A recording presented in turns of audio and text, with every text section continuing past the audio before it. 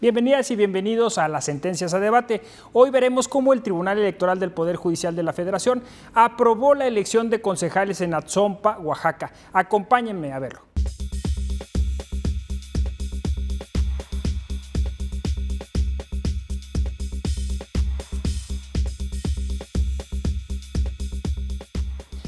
Ya están aquí en el estudio nuestras invitadas. Nos acompaña la doctora Elia Avendaño Villafuerte, quien es profesora investigadora del Programa Universitario de Estudios de la Diversidad Cultural y la Interculturalidad de la UNAM. Bienvenida.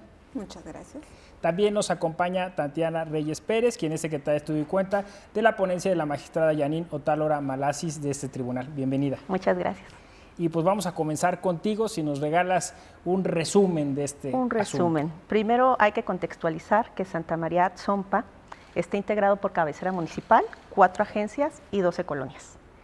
El año pasado deciden cambiar su método electivo y proponen 2 opciones. O elegir por planillas, como venían haciéndolo en 2 procesos electivos anteriores, o cambiar a elección a través de asambleas electivas. El cambio de método se da a partir de que cada una de las asambleas de colonias, agencias y de la cabecera deciden en su mayoría cambiar hacia asambleas electivas. En el método se señala propiamente que se van a elegir propiamente 18 cargos. 4 de los cargos los va a elegir la cabecera, que es presidente municipal, síndico, 2 regidurías, que es propiamente la de Hacienda y la de Obras. Las otras 2 regidurías le corresponderán a las agencias, de acuerdo a propiamente usos y costumbres, y las otras 3 regidurías las eligen las colonias. Este método se registra por parte del instituto local, se impugna por parte de algunos ciudadanos y ciudadanas de diversas colonias de Santa María Atzompa, se confirma por el tribunal local, se impugna nuevamente, confirma la Sala Regional Jalapa, impugnan la sentencia de Sala Regional Jalapa ante nosotros, aduciendo propiamente que se está vulnerando el sistema interno de Santa María Atzompa, ese es uno de los principales agravios, y que se está vulnerando el principio de universalidad, porque las colonias y las agencias, en su caso, nunca tendrían acceso a ser elegidos como presidentes municipales, como síndicos, o estas 2 regidurías, que es la de Hacienda y la de Obras Públicas. Nosotros confirmamos porque consideramos que el método se eligió atendiendo al principio de autodeterminación, de autodisposición normativa, y que no se están vulnerando propiamente los derechos, sino que al contrario, sí se está atendiendo el principio de universalidad, porque permite que tanto colonias como agencias formen parte con propietarios y suplentes en la integración del cabildo. Es básicamente como yo puedo resumir el asunto, o sea, se ven 2 partes, que se respeta la autodeterminación y esta modalidad respeta el principio de universalidad. Yo siempre estoy rogándole a Dios que caiga en este tipo de casos porque me interesan muchísimo.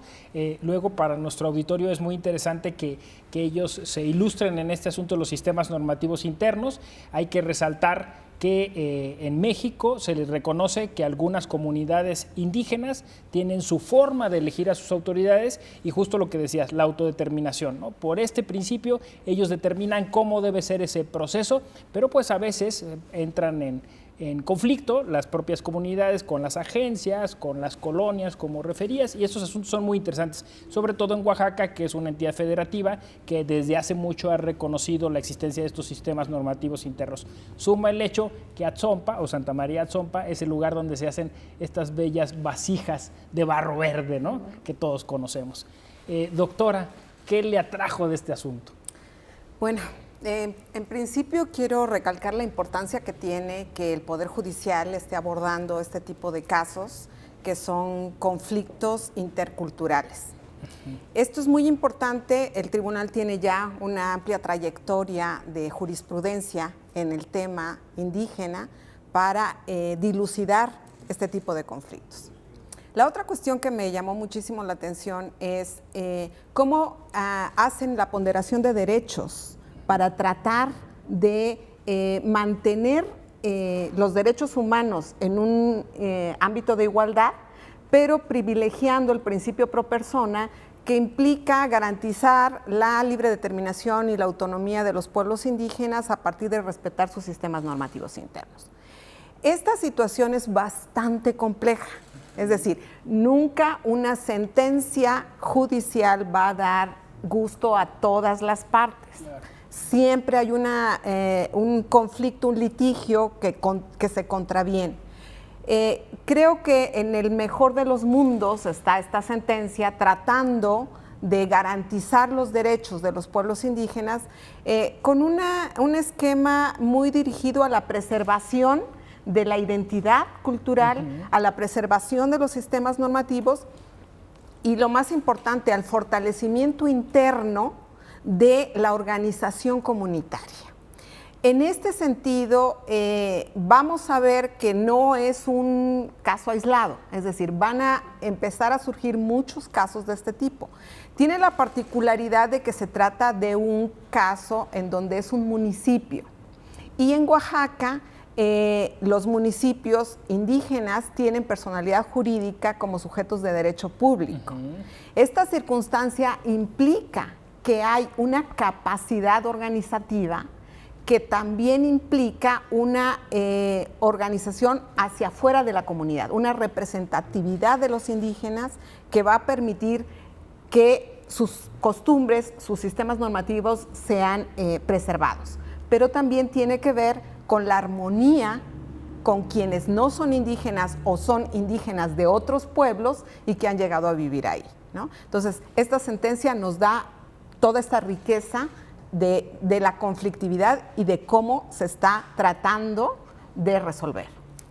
Me encanta, justo como lo ha descrito, doctora, porque además en este rollo de la interculturalidad que se debe fomentar un diálogo horizontal y que a partir del artículo 2 constitucional pues supone que los sistemas convivan, pues es muy importante, como ha dicho usted, que incluso la Sala Superior de este tribunal que hace interpretación constitucional pues logre este equilibrio de todos los principios que a la postre nos interesa a todos, que estas culturas sobrevivan, tengan sus formas de gobierno bien organizadas hacia el interior y que incluso nos enseñen a nosotros cómo en algún momento se debe participar políticamente. Tatiana. Pues yo quiero resaltar sobre todo que en la sentencia los magistrados y las magistradas tomaron en consideración que son sistemas vivos, que el hecho de que tengan un método electivo anterior no implica que no lo pueden cambiar, porque claro, finalmente ahí se desarrolla todo un sistema de vida. O sea, no nada más es una cuestión electiva llana, sino que hay sistemas de cargos, que hay responsabilidades sociales al interior de las propias comunidades y lo importante de este asunto es que se determinó que se trataba de un caso que no era intracomunitario, sino intercomunitario. ¿Por qué? Porque cada una de las colonias, cada una de las agencias y la propia cabecera tiene finalmente sus sistemas de cargo y van a poder determinar los requisitos de quienes son elegibles. Entonces, lo que permite es que cada uno de estos núcleos de población puedan participar en la conformación de cabildo. Por eso se vio que no se estaba vulnerando, como señalaban propiamente a lo largo de la cadena impugnativa los diversos actores, el principio de universalidad. Y entonces este método que deciden cambiar, es propio de Santa María Atzompa, porque hay una parte que quiero resaltar de la sentencia en donde nos señalan los actores, o nos señalaron los diversos actores, que había métodos menos lesivos o métodos de otras comunidades, y lo que se señala en la sentencia es Poder Judicial no va a elegir cuál método es el idóneo para cada comunidad, sino que a partir del contexto se determina si el método que ellos mismos se dan es constitucional. Exacto. Esa es la parte. Si te parece, y cuando volvamos nos explicas brevemente la diferencia entre intra e intercultural, creo que sería muy interesante, y después vamos con la doctora. Vamos a una pausa y volvemos con este interesantísimo asunto de Oaxaca que tiene que ver con un municipio en donde, bueno, unos concejales fueron elegidos y esto se controvirtió. Volvemos en un momento.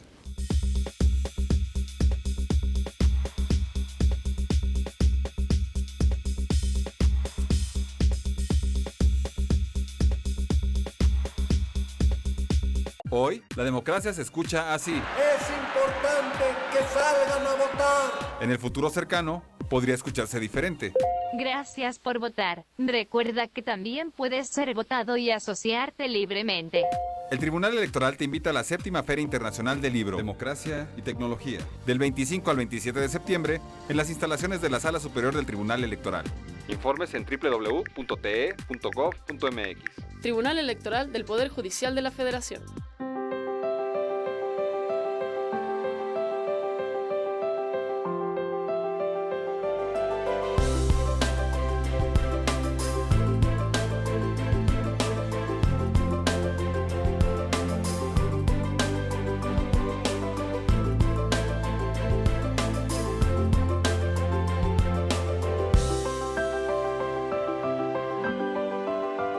Tribunal Electoral del Poder Judicial de la Federación.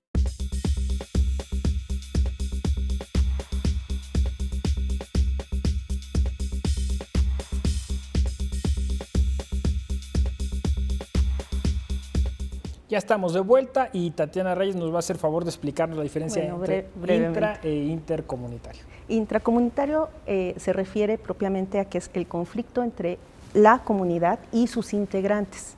En este caso lo que nosotros vimos es intercomunitario porque al final tanto las agencias como las colonias tienen sus propios sistemas de cargo, o sea, convergen en el mismo territorio, todas ellas quieren participar en la conformación de un cabildo, pero sí, al final cada una tiene su propia cosmovisión. Entonces, lo que hace propiamente la sentencia es determinar que se trata de este tipo de conflictos y que lo que permite es darle participación tanto a agencias, a colonias como a la cabecera y que cada una de las agencias y las colonias puedan también preservar su sistema de cargos, a la par de que la cabecera hará lo propio.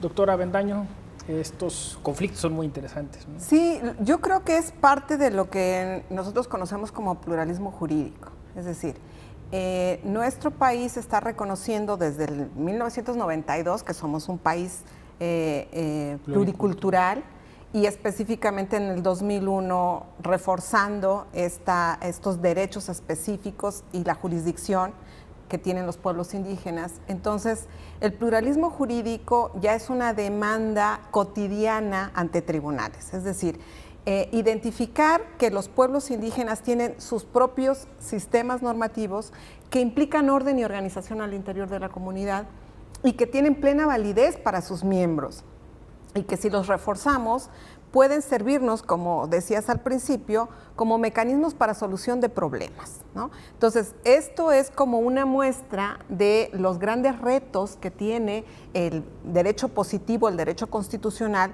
cuando tiene que abarcar al derecho electoral y a los sistemas normativos como parte de un entramado de nuestra vida cotidiana. Nosotros los dividimos doctrinalmente para estudiarlos, pero en los lugares esto no existe como tal división, ¿no? Entonces creo que es muy importante abordar estos temas y abordarlos con ese cuidado y esa delicadeza, porque estamos hablando de situaciones que afectan la vida de las personas, ¿no? Y identificar las mejores maneras de hacerlo, ¿no? Entonces, el pluralismo jurídico implica, ante todo, respetar la delimitación de competencias. Y en este caso, ustedes fortalecieron ese método electivo que da legitimidad y legalidad a la elección de las autoridades principales en el municipio de Santa María de Zompa. Ahora, qué difícil, porque como decía la doctora, pues finalmente es una controversia y hay un sector de esa comunidad, de ese municipio, que no quedó tan contento porque finalmente pues, no pudo acceder al poder. ¿Cómo hacer para, de alguna forma, comunicar mejor las sentencias? Yo sé que el Tribunal Electoral cada día está más preocupado en estas consecuencias que las sentencias tienen, ¿no? De hecho, es explicarlo con lenguaje ciudadano. Lo que procura también esta sentencia no es entrar con tanto tecnicismo, sino partir de que es su propio contexto. Ellos y ellas se dieron las instituciones finalmente que quieren que se preserven. Es un tema de decisión de colonias, agencias y cabecera, y explicar. Creo que hay varios párrafos en la sentencia en donde se dice, a ver, colonias, agencias, no es que se esté restringiendo el derecho, esto les va a permitir no nada más incluso tener suplentes, porque habían tenido en algún punto nada más suplentes en la conformación del cabildo. Les va a permitir, les va a garantizar que tengan tanto propietarios como suplentes. Es explicar esto de manera sencilla.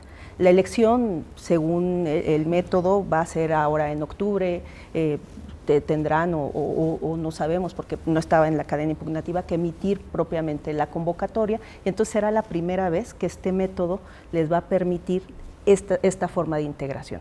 El cambio de método se dio para preservar lo que es el sistema de cargos, pero también en busca de paz y de cohesión de toda la comunidad. Que me imagino la Defensoría Electoral Pública para Pueblos y Comunidades Indígenas del Tribunal debió en la fase inicial también acompañar, ¿no?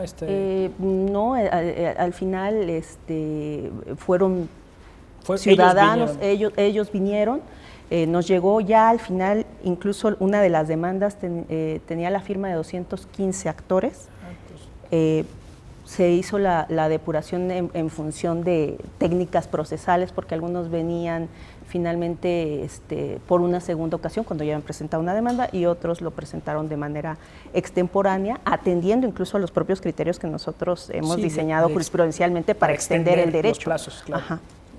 Eso es muy interesante de la justicia. Sí, yo creo que esta parte en donde no le da, la sentencia no le da gusto a todos, bueno, es parte del esquema del Poder Judicial en la Administración de Justicia, pero creo que sí podemos abarcar una justificación un poco más profunda si usamos las herramientas que ya tenemos en la legislación reconocida indígena. ¿Por qué? Oaxaca específicamente tiene una ley de derechos y cultura indígena del estado de Oaxaca que señala específicamente en el artículo primero, en su segundo párrafo, que es supletoria del orden legal del estado.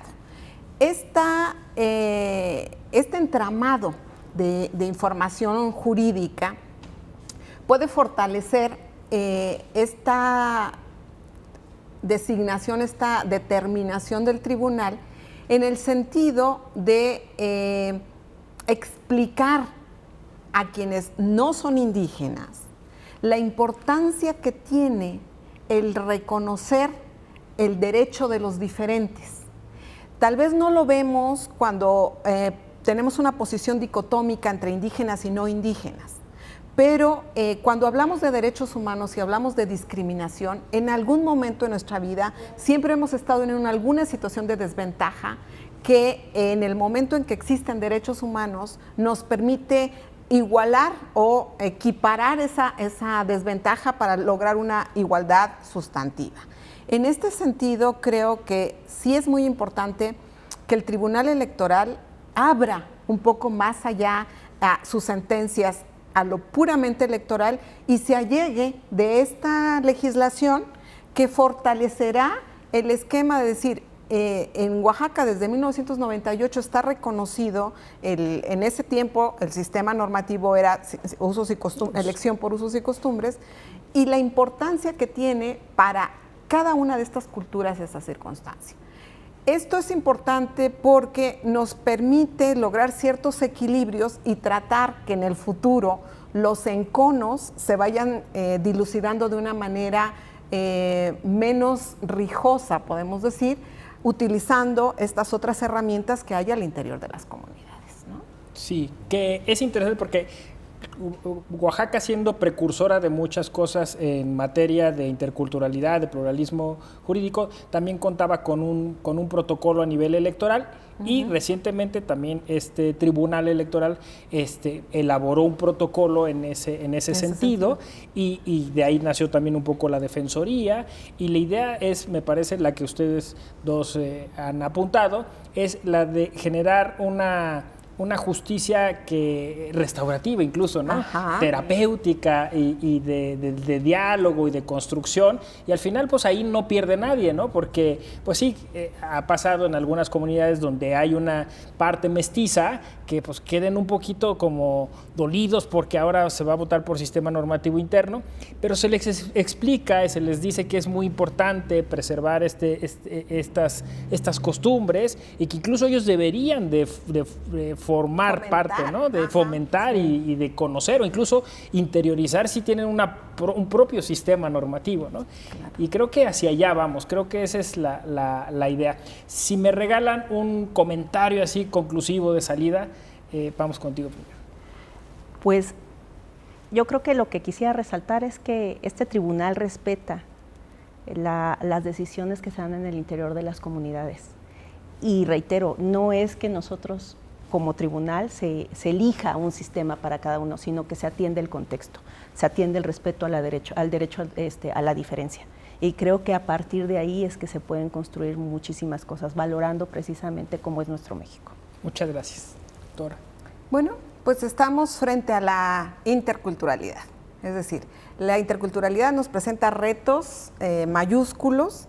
Es muy importante en este esquema electoral identificar que la elección no es un acto para los pueblos indígenas, es un proceso. La gente se prepara para llegar a ser el presidente municipal. Hay un sistema de cargos que implica un aprendizaje constante y un conocimiento de servicio con la comunidad. Estamos viendo mecanismos diferentes en cómo se hace un gobierno, cómo se integra una organización. Entonces, estos visos de organización distinta nos pueden servir para muchas otras cosas. Entonces, creo que es muy importante que el Tribunal Electoral, con este tipo de sentencias, nos esté ayudando no solo a difundir, sino a fortalecer y a legitimar este tipo de sistemas normativos, este tipo de autoridades que van a darle legalidad y legitimidad al trabajo que hagan las autoridades de cada una de estas comunidades. Pues yo agradecido con su presencia, con sus comentarios, espero tenerlas de nuevo en este programa. Muchas gracias. A ti, gracias. Muchísimas gracias. Pues la riqueza de nuestras prácticas político-electorales en México es vasta, hay que conocerla, hay que adentrarse y hay que estar orgullosos de ello. Yo soy José Ramón Narváez Hernández y conoce más de tu derecho electoral.